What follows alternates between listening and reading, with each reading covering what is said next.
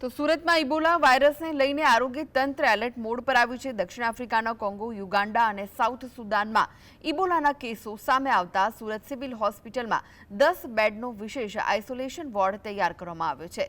Hospital superintendent doctor Parul વડગામાએ જણાવ્યું કે Ebola દર્દીઓ માટે સ્પેશિયલ લિફ્ટ, એમ્બ્યુલન્સ, અલગ ઓપીડી, દવાઓ, વેન્ટિલેટર અને મોનિટરની વ્યવસ્થા ઊભી કરવામાં આવી છે। ડોક્ટર અશ્વિન વસાવાને નોડલ ઓફિસર તરીકે જવાબદારી સોંપાઈ છે। છેલ્લા 2 દિવસથી વિવિધ વિભાગોના ડોક્ટરો, નર્સિંગ સ્ટાફ અને આરોગ્ય કર્મચારીઓ સતત તૈયારીઓમાં જોડાયા છે।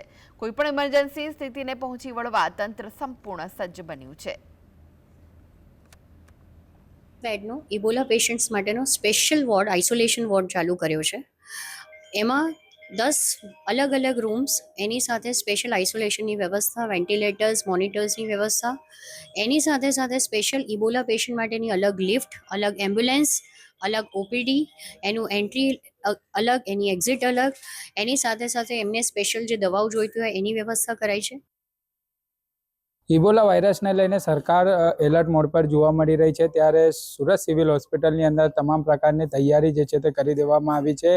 10 બેડની જે એક વોર્ડ જે છે તે તૈયાર કરવામાં આવ્યો છે। આપણે દ્રશ્યો બતાવવાનો પ્રયત્ન કરી રહ્યા છીએ કે ઇબોલા દર્દી માટે વોર્ડ તૈયાર કરવામાં આવ્યો છે। સ્ટેમસન બિલ્ડિંગ આવેલી છે, ત્યાં 3જા માળે જે છે તે ઇબોલા દર્દી માટે જે છે તે વોર્ડ તૈયાર કરી દેવામાં આવ્યો છે। અલગ અલગ ડોક્ટરોની ટીમ પણ જે છે તે ફાળવવામાં આવી છે, એટલે ચોક્કસપણે Ahmedabad civil hospital, Surat civil hospital સહિત અલગ અલગ જે સિવિલ હોસ્પિટલની અંદર જે તૈયારી જે છે તે કરવામાં આવી છે।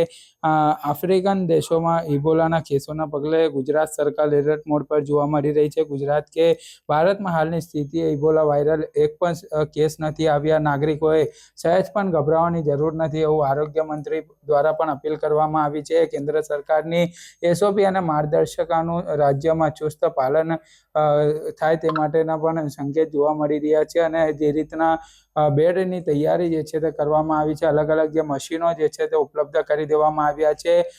ખાસ કરીને ડોક્ટરોની ટીમો જે છે તે તૈનાત કરવામાં આવી છે। જગતાપ, GSTV સુરત।